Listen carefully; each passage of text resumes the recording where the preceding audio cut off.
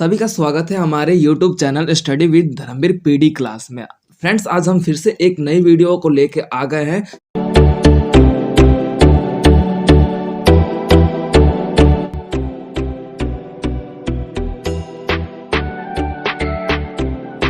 ये आपका क्वेश्चन आता है जो पोल साइंस का बीपीएससी 134 का है, अंतरराष्ट्रीय संबंध, जिसके अंतर्गत हमारा ये पूर्ण रूप से देखा जाएगा अंतरराष्ट्रीय संबंध का परिचय है, यानी कि इंटरनेशनल रिलेशनशिप का इंट्रोडक्शन ऑफ इंटरनेशनल रिलेशनशिप जो है आपका बुक है।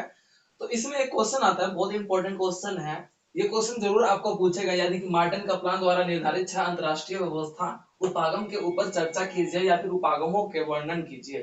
ठीक है, ये क्वेश्चन आपको इस तरीके से पूछ सकता है कि केनेथ वर्ड्स के द्वारा दिए गए 6 उपागमों की चर्चा कीजिए। तो ये देखो, ये क्वेश्चन थोड़े बहुत आपका देखा जाता है, इन दोनों में क्वेश्चन में सिमिलरिटी आएगा। फर्क इतना है कि यहाँ पे एक मार्टिन कप्लान का थिंकिंग आ जाएगा था, और वहां पे अगर केनेथ वर्ड्स का पूछेगा तो केनेथ वर्ड्स की थिंकिंग आ जाएगी। लेकिन क्वेश्चन आपको उपागम के ऊपर एक जरूर पूछेगा आपके एग्जाम में, ये बात ध्यान रखना, गॉट इट एवरीवन, कि इस बात को ध्यान में रखना कि इन दोनों क्वेश्चन के बिना पेपर नहीं बनेगा। आपका उपागम शब्द से एक क्वेश्चन जरूर हर साल उठाया जाता है पेपर में। ओके एवरीवन,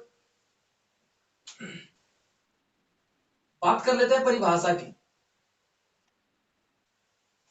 परिभाषा की बात कर लेते हैं। अंतरराष्ट्रीय व्यवस्था उपागम से हमारा तात्पर्य यह है कि जब ये हमें ये देखने को मिलता है कि जब समाज का हर एक दृष्टिकोण, समाज का हर एक क्षेत्र वर्ग जो अपने व्यवस्थाओं के अंतर्गत अपने आप का विकास करने लगे तथा वो विकास के समीप आ जाए, जिसके तहत एक देश दूसरे देश के साथ जुड़कर अपने आप अपनी अर्थव्यवस्था तथा अपने सामाजिक व्यवस्था का निर्माण बेहतरीन तरीके से करने लगे और वो विकास स्थिति के कगार या फिर विकास स्थिति के रास्ते पर चलने लगे, तो वो आपका अंतरराष्ट्रीय उपागम कहलाता है। जिसके अंतर्गत हमने ये देखा कि मनुष्य अपनी जरूरतों को माध्यम नजर बनाते हुए, यानी कि जरूरतों को पूरा करने के लिए या फिर अपने नीड यानी कि अपने आप को खुद को सर्वाइव करने के लिए धरती पर वो क्या कर रहा है, दूसरे देशों के साथ जुड़कर अपना विकास करने में आगे बढ़ रहा है।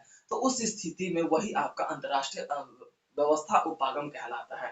ठीक है, ये आपका अंतरराष्ट्रीय उपागम कहलाएगा। लेकिन अंतरराष्ट्रीय व्यवस्था उपागम का मतलब यह है कि मनुष्य जिस क्रियाओं को ध्यान में रखते हुए, यानी लाइक जो भी आपके माध्यम है उनके क्या एक पर्टिकुलर व्यवस्था, यानी किस तरीके से वो अपना डेवलप कर रहा है। फॉर एग्जाम्पल, जैसे कि मनुष्य है, वो अपना डेवलपमेंट कर रहा है, लेकिन क्या क्या तरीके हैं, तो वो आपका व्यवस्था कहलाएगा, यानी कि सिस्टम। ठीक है, जिसे हम इंग्लिश में बोलते हैं system approaches. System approaches it means कि जो पर्टिकुलर एक मनुष्य अपना डेवलपमेंट करने के लिए जो जो वर्क कर रहा है और जिस वर्क से संबंधित है, वो आपका सिस्टम अप्रोच कहलाता है। ठीक है, यहाँ तक सभी को क्लियर हो गया सिस्टम अप्रोच या फिर व्यवस्था उपागम क्या है। अब आज हमारा देश देखा जाता है विकासशील से ऊपर हो चुका है, विकासशील से ऊपर हो चुका है भारत। लेकिन कुछ ऐसे वर्ग हैं जो शिक्षित ना होने के कारण, उन्हीं के कारण आज भी हमारा विकासशील देश के रूप में जाना जाता है। लेकिन हमारा देश विकासशील व्यवस्था के ऊपर हो चुका है। देखा जाए तो हर एक कंट्री में चले जाओ, आपका जापान हो गया, अमेरिका हो गया, चाहे आपका चीन हो गया, चाहे आपका रूस हो गया, एनीथिंग एल्स, कोई भी, आपका स्विट्जरलैंड हो गया, आपका बोल सकते हो यूरोप हो गया, एनीथिंग एल्स, कोई भी डेवलप्ड कंट्री जो हो, वहां पे भी चले जाते हो, गरीब लोग वहां पे भी मिलेंगे। अब जब आपको पता है कि रात्रि मतलब दिन होता है तो रात भी होता है, भाई अगर जैसे बात बात कर ली जाए अच्छाई है तो बुराई में, ठीक उसी प्रकार से अमीर है तो गरीबी भी है, चाहे वो किसी भी सेक्टर में चले जाओ। अब उस एंगल में देखा जाए, सुविधा की भी बात कर लेते हैं। क्या अमेरिका में मतलब ऐसे लोग, एक सेकंड, अमेरिका में ऐसे लोग हैं कि जो किसी सुविधा से वंचित हो, बहुत से जन अमेरिका में की जॉब पड़ी है। तो उस स्थिति में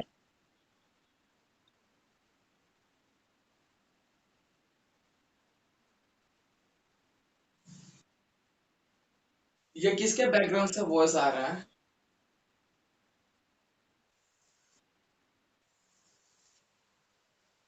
ये बात ध्यान रखना कि कोई किसी को बोलना है ना तो म्यूट हो जाए करो बोल के, ठीक है।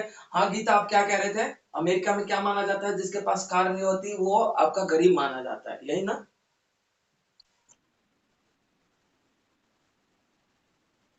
ठीक है, अब जैसे हमारे देश में गरीब क्या माना जाता है भाई, जिसके पास रोटी कपड़ा मकान ना हो, लाइक इट, उसे गरीब माना जाता है। ठीक है।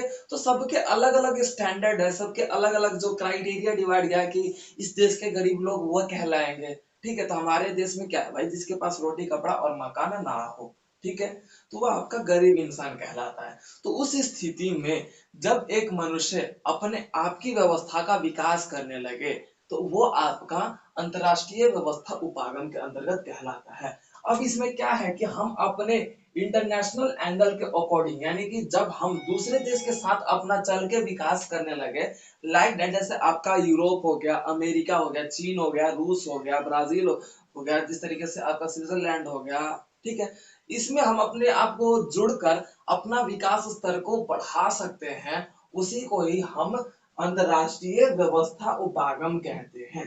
ठीक है। अब जैसे व्यवस्था का मतलब ही होता है सिस्टम, किस तरीके से, तो हमारा ये देखा जाएगा कि हम अपना विकास किस तरीके से कर पा रहे हैं भाई।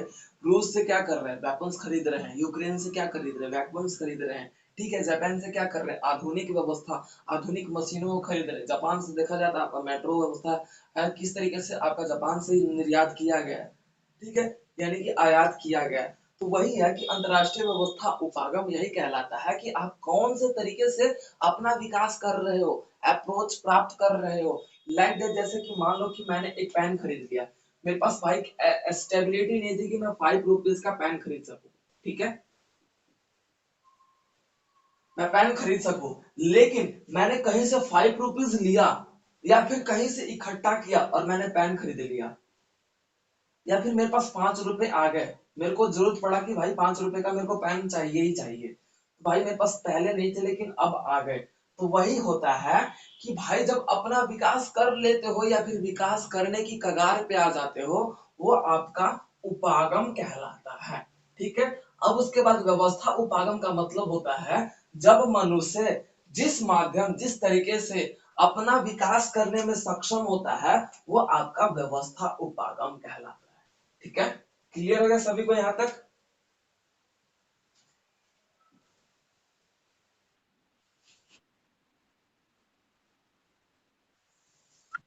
देखिए, व्यवस्था उपागम का मतलब ये होता है कि जब कोई भी मनुष्य या फिर कोई भी देश अपने विकास को करने के करीब आ जाए, या फिर वो विकास स्तर के करीब आ जाता है, जिसमें समाज का विकास या फिर समाज में रह रहे सभी लोगों का विकास के करीब की व्यवस्था देखने को मिलती है, तो वो आपका व्यवस्था उपागम कहलाता है। जिसमें मनुष्य क्या है, फॉर एग्जाम्पल मान लीजिए कि ए है और ये बी है, भाई ए से हम बी की तरफ बढ़ेंगे तो भाई क्या है, ये हमारा डेवलप्ड हो रहा है। अब मान लो कि बी की तरफ आएंगे तो ये नेगेटिव हो जाता है। फॉर एग्जाम्पल हम इस तरीके से आते हैं तो नेगेटिव कहलाता है, इस तरीके से जाते हैं तो पॉजिटिव कहलाता है। तो भाई हम ए से बी की तरफ इंक्रीज कहलाएगा, तो आपका क्या है, डेवलप्ड हो रहा है। अब इधर जा रहे हो तो डेवलप्ड हो रहा है, तो ये आपका अप्रोचेस कहलाता है। ठीक है। जैसे कि मान लीजिए कि मेरा क्या है कि भाई मेरी स्टेबिलिटी नहीं थी कि मैं घर बनाऊं, लेकिन अब क्या मेरी इतनी स्टेबिलिटी आ गई कि मैं घर बना सकता हूँ, मैं जमीन ले सकता हूँ, जमीन खरीद सकता हूँ। तो वो आपका क्या है, उपागम कहलाता है। कि मनुष्य अपने समाज में रहकर अपना विकास करने के लिए दृढ़ संकल्प ले ले या फिर विकास करने में सक्षम हो जाए, वो आपका व्यवस्था उपागम कहलाता है। क्लियर हो गया।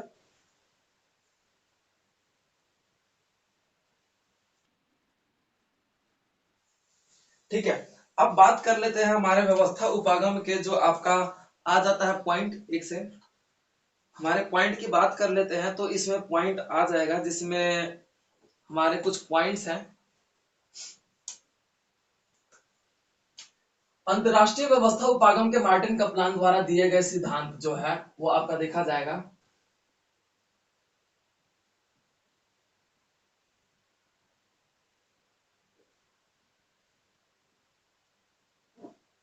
यानी कि मार्टिन का प्लान की बात की जाए तो मार्टिन का प्लान द्वारा ये बात बोला गया है कि मनुष्य अपने क्रियाओं के माध्यम से, अपने क्रिया यानी कि बोल सकते क्रिया तथा अपने जीवन जीवन के आधुनिक व्यवस्था के जरूरतों को ध्यान में रखते हुए, तो क्या बोला था इन्होंने, मनुष्य अपने क्रियाओं के माध्यम से तथा जीवन के आधुनिक व्यवस्था के अंतर्गत उसके जरूरतों के अनुसार जब वो अपना विकास करता है, तो वह आपका व्यवस्था उपागम कहलाता है। यानी कि उपागम शब्द कहलाता है।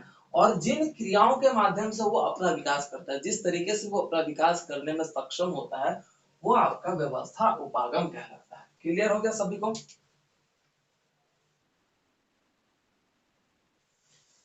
ठीक है, देखो मार्टन का प्लान ये कह रहे थे कि मनुष्य जो है एक क्रियाशील व्यक्ति है, यानी कार्य करने वाला या फिर क्रिया करने वाला, वर्क करने वाला एक व्यक्ति है। तो आधुनिक समय के अनुसार मनुष्य की जो जरूरतों को ध्यान में रखते हुए जब अपना वो विकास करता है तो वह आपका उपागम कहलाता है, और जिस तरीके से वो अपना विकास करता है वो आपका व्यवस्था उपागम कहलाता है। जिसके अंतर्गत हम ये देखते हैं कि आधुनिक समय में मार्टन का प्लान की जो परिभाषा है राजनीति क्षेत्र में बखूबी यूज किया जाता है, यानी कि जो पॉलिटिकल लैंग्वेज है, पॉलिटिकल सब्जेक्ट है, पॉलिटिकल एंगल है, उसमें जो आपका देखा जाता है मार्टन का प्लान की जो परिभाषा है उसको बहुत ज्यादा प्रायोरिटी दिया जाता है, इंपॉर्टेंस दिया जाता है। क्यों? क्योंकि इनके अनुसार एक बात बोला गया, वो क्या बात था भाई, कि जो मनुष्य अपनी आवश्यकताओं को ध्यान में रखते हुए अपने विकास को करने में आगे बढ़े तो वो आपका उपागम कहलाता है या फिर अप्रोचेस कहलाता है। जिसमें हम क्या है, जो राजनीति व्यवस्था है वो एक हमारे विकास का जरिया माना जाता है। अब जैसे कि मान लो कि हमारे देश में राजनीति नहीं है तो भाई क्या अपना हमारा विकास कर पा रहे हैं? नहीं कर सकते।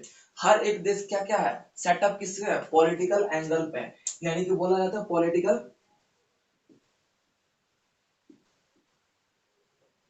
पॉलिटिकल एंगल ही आपका क्या कर रहा है भाई, किसी देश को चला रहा है। अब हमारे देश को चलाने का किसका काम है भाई, पॉलिटिकल एंगल, यानी कि पॉलिटिकल जो लोग हैं, पॉलिटिक्स कर रहे हैं जो लोग हैं, वो हमारे व्यवस्था को चला रहे हैं। तो वो हमारे व्यवस्था को चला रहे हैं तो भाई हमारा विकास चाहते हैं, उनकी चाह क्या है, यानी कि उनकी इच्छा क्या है कि हमारा विकास हो सके।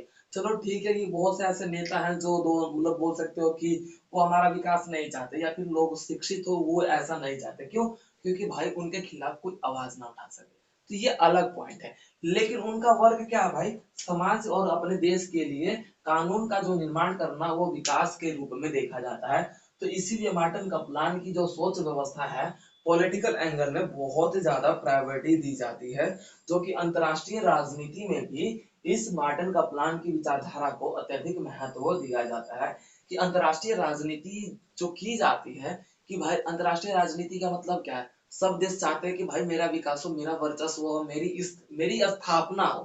ठीक है, बोला है कि नहीं मेरे सोच की स्थापना। जैसे कि आपने देखा कि द्वितीय विश्व युद्ध के बाद दो गुटों का जो बोल सकते हो कि उत्पत्ति हुआ था, दो महाशक्तियों की उत्पत्ति हुई थी। एक तरफ आपका सोवियत और दूसरी तरफ आपका साम्यवाद था। तो वो आपका देखा सोवियत संघ और दूसरी तरफ आपका अमेरिका था। तो उस स्थिति में क्या था, वो भी तो एक राजनीति थी। ठीक है, तो मार्टिन का प्लान की जो सोच व्यवस्था को ना अंतरराष्ट्रीय स्तर पर बहुत ज्यादा प्रायोरिटी दिया गया था, यानी कि बहुत ज्यादा इंपॉर्टेंस दिया गया था। क्लियर होगा सभी को? अब इनके छह आपके देखे जाते हैं व्यवस्था उपागम है, यानी कि छह पॉइंट है जिसके अकॉर्डिंग इन्होंने अपनी परिभाषा को परिभाषित करते हुए अपने आप का विकास निश्चित किया था, या फिर अपने विकास का जो निर्माण इनके द्वारा देखा जाता है। ठीक है, तो वो आपका छह उपागम जो आपके कहलाएंगे।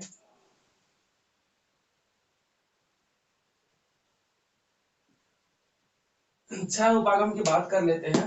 ठीक है, आपका पहला पॉइंट आ जाता है। पहला पॉइंट क्या है, किसी को पता है? उपागम जैसे पटक का, जैसे स्वाति आपने बोला था कि क्या है, बताइए पहला पॉइंट क्या? राजनीति की व्यवस्था।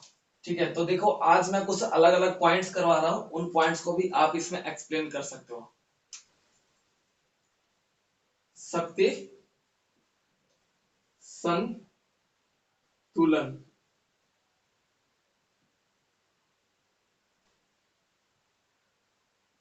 शक्ति संतुलन व्यवस्था, ये पॉइंट मैंने लिखवा रखा है सभी को। तो ये लिखते जाइएगा आज पॉइंट।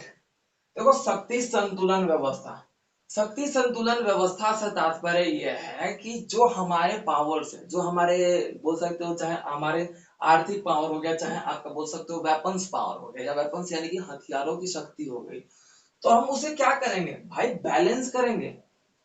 हमारी शक्ति का क्या है, फॉर एक एग्जांपल ले, तो जो भी हमारे पावर होते हैं अगर हम उसे इन्वेस्ट ना करें तो क्या लग रहा है कि हम उसका विकास कर पाएंगे? नहीं कर सकते।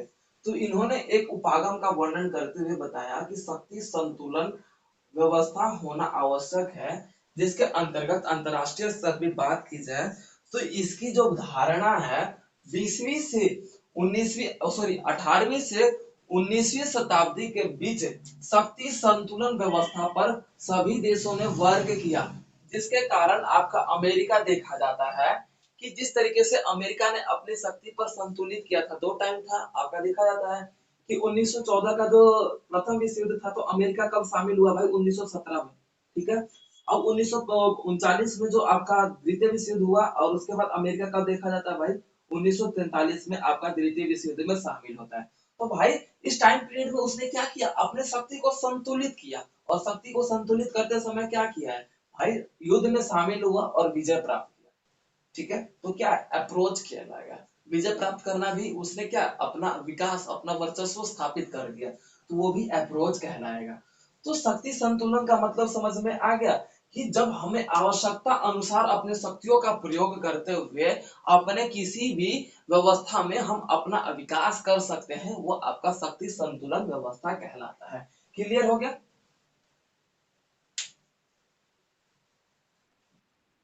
अब उसके बाद हमारा अगला पॉइंट है जिसके अंतर्गत आपका देखा जाता है कि अंतरराष्ट्रीय व्यवस्था उपागम का जो देखा जाता है कि पॉइंट आता है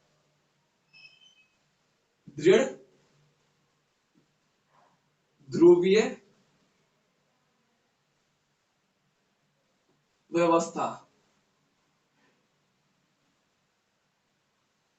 दृढ़ ध्रुवीय व्यवस्था, ध्रुवीय यह व्यवस्था है, इसका मतलब होता है पॉइंट देखिएगा ये बुक में लिखा हुआ है तो इसलिए मेरे को बताना जरूरी है क्योंकि भाई ये इनकी थिंकिंग है, मैं इस पॉइंट को हेरफेर नहीं कर सकता, मैं इस पॉइंट में चेंज नहीं कर सकता, ठीक है।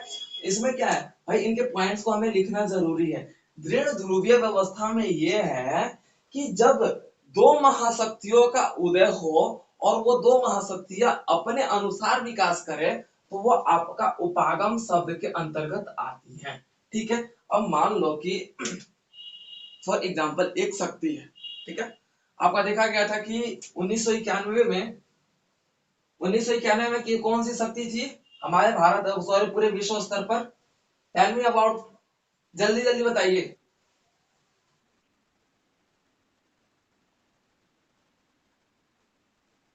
हाँ वेरी गुड। अब देखो यहाँ पे अब आपका अमेरिका है तो अमेरिका अपनी शक्तियों का प्रयोग करेगा तो वो विकास नहीं कहलाएगा, सभी देश का विकास नहीं हो सकता, क्यों, क्योंकि भाई यहाँ पे एक ही शक्ति हो चुका, तो एक शक्ति होने के कारण वो तानाशाह भी हो सकता है। तो इसमें क्या है कि दो शक्तियों का यानी कि दृढ़ ध्रुवीय व्यवस्था यानी कि दो शक्तियों का होना, दो व्यवस्थाओं का होना जरूरी है, जिसके अंतर्गत इसकी जो बात की जाए ना दृढ़ ध्रुवीय व्यवस्था की, तो इसमें दो महाशक्तियों का बहुत ज्यादा फेमस देखा जाता है, पॉइंट एग्जांपल आता है। एक तरफ आपका देखा जाता है शीत युद्ध की जो व्यवस्था है ना, दृढ़ ध्रुवीय व्यवस्था का एग्जाम्पल है, शीत युद्ध जो है दृढ़ ध्रुवीय व्यवस्था का एग्जाम्पल आप लिख सकते हो। जैसे कि मैं अब आंसर एक्सप्लेन कर रहा हूँ, जैसे कि आपने देखा कि दृढ़ ध्रुवीय व्यवस्था के अंतर्गत यही होता है कि दो व्यवस्थाओं का होना, आपका एक तरफ साम्यवाद था, दूसरी तरफ आपका देखा जाता है कि पूंजीवाद था। तो दो विचारधारा थी, दो विचारधारा अपना अपना खुद का वर्चस्व कर रही थी, खुद का व्यवस्थाओं से आगे बढ़ रही थी। उसके साथ साथ अलग अलग जो देश थे जो साम्यवाद को अपना रखे थे वो भी उसके साथ आगे बढ़ रहे थे और पूंजीवाद को अपना रखे थे वो भी उसके साथ आगे बढ़ रहे थे। तो इनका जो व्यवस्था था ना, आगे बढ़ने का जो प्रोसेस था वो डेवलपमेंट को अत्यधिक महत्व दे रहा था, यानी कि डेवलपमेंट अत्यधिक ज्यादा हो रहा था। उसके तहत हम ये देखते हैं कि यहाँ पर दो विचारधारा थी ना, तो भाई वो चाहती थी कि मैं अपना विकास करूं, मैं अपना विकास करूं, तो इस तरीके से कंपटीशन की जो भावना होने के कारण ये अपना विकास बेहतर तरीके से कर रही थी, जिसके कारण ये उपागम शब्द को प्रभावित कर रही थी। उपागम शब्द का मतलब ही क्या होता है, जब आप अपनी विकास क्रियाओं के रूप में आगे बढ़ने लगते हैं या फिर विकास के समीप आ जाते हैं, वो आपका उपागम कहलाता है। तो अंतरराष्ट्रीय स्तर पर दृढ़ ध्रुवीय व्यवस्था के होने के कारण क्या थे, जब एक क्लास में दो कॉम्पिटिटर होते हैं, दो दो बोल सकते हो कि टॉपर स्टूडेंट होते हैं, तो भाई वो अपने आप को और ज्यादा इम्प्रूव करते हैं। तो वही है कि दृढ़ ध्रुवीय व्यवस्था होना आवश्यक है, जिसके कारण हमारे शक्ति का उपागम या फिर बोल सकते हो कि हमारे उपागम शब्द को हम प्रभावित कर सके। क्लियर हो चुका, everyone got it this point.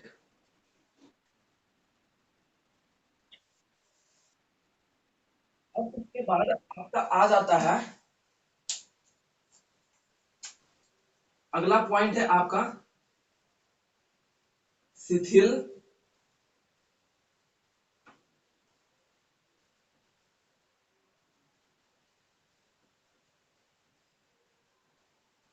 स्थिर ध्रुवीय व्यवस्था। स्थिर ध्रुवीय व्यवस्था का मतलब ये होता है कि देखो स्थिर, स्थिर स्थिर,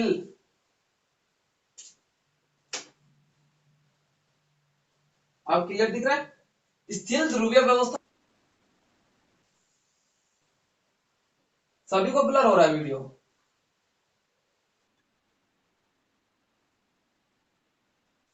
स्थिर ध्रुवीय व्यवस्था का मतलब यही होता है कि देखो, जब हमारी आवश्यकता के अनुसार लोग अपने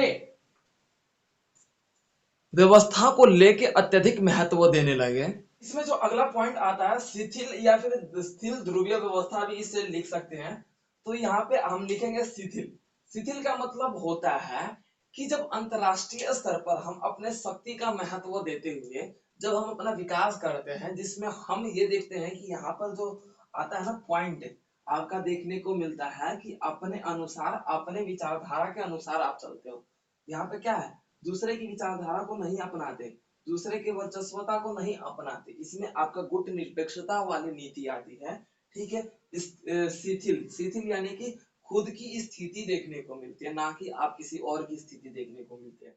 यहाँ पे आपकी गुट निरपेक्षता वाली जो धारणा है वो महत्वपूर्ण रूप से यहाँ पे देखने को मिलता है, जिसके अंतर्गत हम ये देखते हैं कि जब हम अपनी विचारधारा को लेके आगे चले तो ऑब्वियस सी बात है हम अपने अपना विकास कर पाते हैं, अपने दायित्वों को निभा पाते हैं। और इसमें ये भी है कि जो शिथिल ध्रुवीय व्यवस्था था ना, अंतरराष्ट्रीय स्तर पर लोगों के द्वारा या फिर देशों के द्वारा अपनाया गया था। जैसे कि आपका देखा जाता है जवाहरलाल नेहरू ने, आपका देखा जाता है भारत में गुट निरपेक्षता की नीति को अपनाया। फिर आपका देखा जाता है अलग अलग देशों ने भी आपके भारत में या फिर गुट निरपेक्षता की जो नीति को आगे प्रायोरिटी देते हुए उसे बढ़ाने का प्रयास किया। तो ये आपका शिथिल ध्रुवीय व्यवस्था है, जिसमें हम अपनी विचारधारा को, अपने प्रायोरिटी को महत्व देते हुए अपना विकास करने के ऊपर सक्षम होते हैं। वो आपका उपागम शब्द को प्रभावित करता है। क्लियर हो गया सभी को? एवरीवन क्लियर है? अब हाँ हाँ,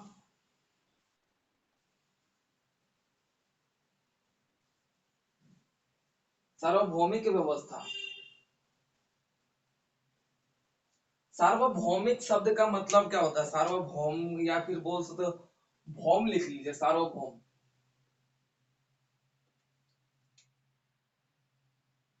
सार्वभौम, सार्वभौम व्यवस्था क्या मतलब होता है सार्वभौम का, बताइए। और स्टूडेंट?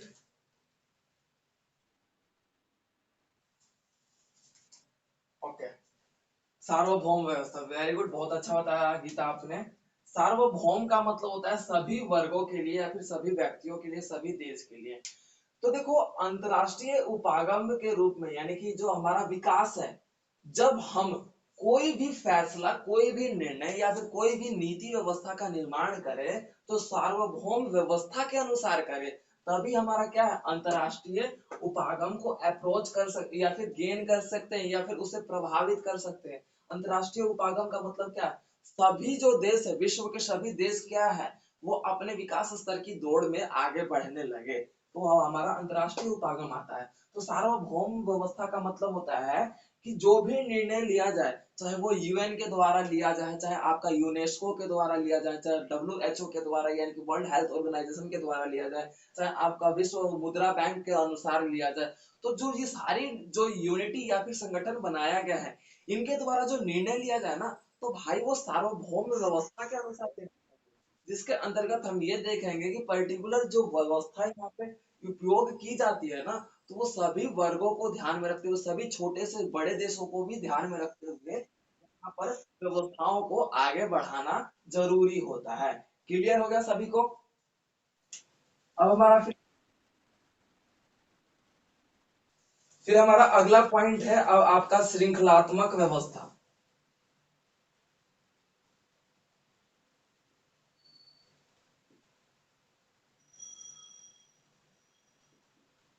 देखो, अंतरराष्ट्रीय उपागम को परिभाषित करते हुए मार्टिन कप्लान ने एक और विचारधारा जोड़ा, जो कि आपका श्रृंखलात्मक व्यवस्था। श्रृंखलात्मक व्यवस्था का मतलब होता है श्रृंखला, यानी कि बोल सकते हो क्रमबद्धता। क्रमबद्धता यानी कि एक सीक्वेंस में।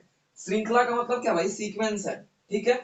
अब इस तरीके से भी देखो, जिस स्टूडेंट को ना शब्द का मतलब पता होगा ना, वो भाई आंसर जैसे तैसे करके हैंडल कर लेता है।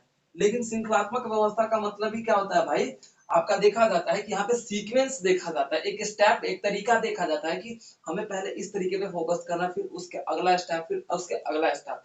वो आपका श्रृंखलात्मक तरीका होता है, जिसमें हम क्या देखते हैं कि जो विश्व स्तर पर सभी जो देश है, वो अपने विकास में तभी आगे बढ़ पाएंगे या फिर उपागम शब्द के आसपास आ पाएंगे, जब वो अपने एक व्यवस्था को अपनाते हुए श्रृंखला या फिर क्रमबद्ध के अनुसार चले, यानी कि बोल सकते हैं एक सीक्वेंस में चले।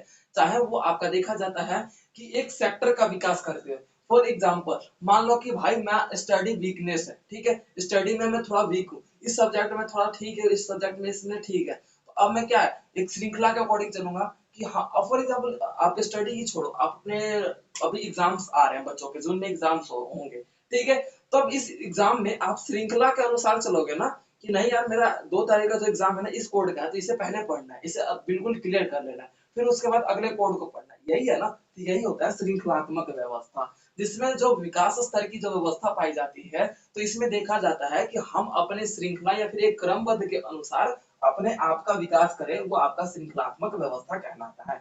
क्लियर हो गया? क्लियर हुआ या नहीं हुआ? हेलो। उसके बाद हमारा अगला एंड लास्ट उपागम है आपका वीटो इकाई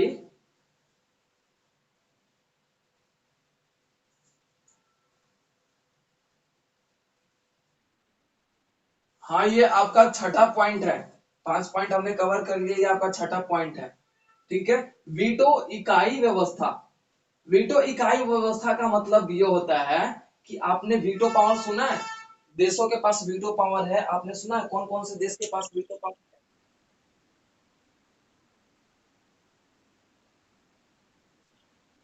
ठीक है। तो वीटो इकाई व्यवस्था से हमारा तात्पर्य यह है कि जब कोई देश वीटो पावर देश, यानी कि वीटो पावर जिसके पास है, उन देशों के साथ जुड़कर भी अपना विकास या फिर उपागम शब्द के समीप आ सकता है।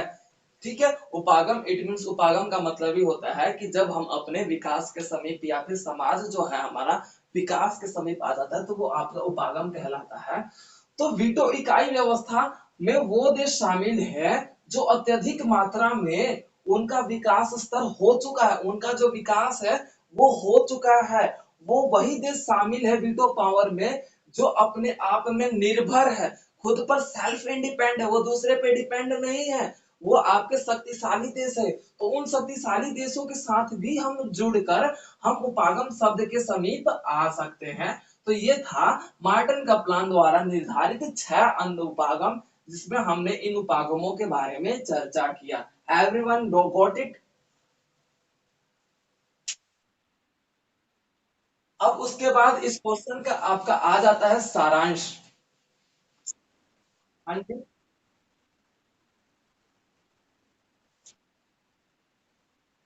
वीटो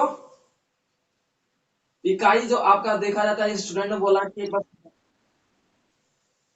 कोई बात नहीं, आप लोग सुन सकते हो ना, लेक्चर तो सुन सकते हो। वीटो इकाई व्यवस्था।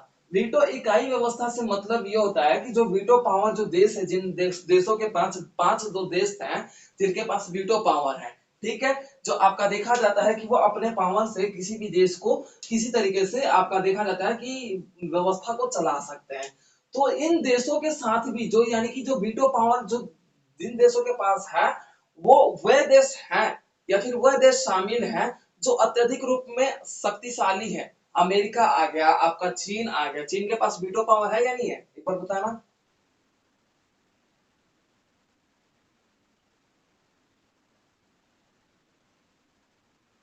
Very good. यानी कि अमेरिका, चीन, फ्रांस, रूस और आपका देखा जाता है एक और कौन सा देश है, ठीक है। तो ये जो देश है ना भाई विकसित है, ये सेल्फ इंडिपेंडेंट है, ये आपका देखा जाता है कि पूरी तरीके से डेवलप्ड है। तो इन देशों के साथ भी कोई देश जुड़कर अपने उपागम शब्द के समीप आ सकता है, उसे ही वीटो इकाई व्यवस्था कहते हैं। और ये आपका मार्टिन कप्लान द्वारा निर्धारित 6 उपागमों में से लास्ट वाला उपागम था। क्लियर हो गया। तो ये आपका क्वेश्चन है जो कंप्लीट होता है। उसके बाद अब हमारे क्वेश्चन के अकॉर्डिंग आपका आ जाता है सारांश। सारांश की बात कर लेते हैं। सारांश हमारे आंसर या फिर क्वेश्चन का छोटा सा अंश होता है, जो हम अपने सारांश को लिखते समय ये निर्धारित करते हैं कि हमारा जो आंसर है उस पर कौन कौन सी बातें रखी गई है। तो हम इसमें ये देखेंगे उपागम शब्दों को परिभाषित करते हुए अंतरराष्ट्रीय स्तर पर यहाँ पर मार्टिन कप्लान द्वारा, जो कि आपका देखा जाता है कि 1950 में इनका जो व्यवस्था जो देखा गया कि 1950 में इनका जो दार्शनिक व्यवस्था के रूप में आगे बढ़े। और उससे पहले आपका देखा जाता है कि जो उपागम शब्द को जोड़ा गया मार्टिन कप्लान के द्वारा 1970 से लेकर 1980 के दौरान मार्टिन कप्लान द्वारा आपका देखा जाता है कि उपागम शब्द को जोड़ते हुए हमारे समाज या फिर हमारे अंतरराष्ट्रीय व्यवस्था के रूप में इसे आगे बढ़ाने का प्रयत्न किया गया। इट मीन्स ये भी देखने को मिला कि मार्टिन कप्लान द्वारा जो परिभाषा दिया गया था उसमें उन्होंने ये बात रखते हुए बताया कि मानव एक क्रियाशील व्यक्ति है जो आधुनिक व्यवस्थाओं को ध्यान में रखते हुए, आधुनिक टाइम को ध्यान में रखते हुए अपनी आवश्यकता को पूरा करने के लिए वो दूसरे देशों के साथ अपना जो विकास करने लगे और विकास के नजदीक आ जाए या फिर विकास के समीप आ जाए, वो आपका उपागम यानी कि अंतरराष्ट्रीय व्यवस्था उपागम कहलाता है। तो ये आपका सारांश है जो कि अब कंप्लीट होता है। Everyone got it.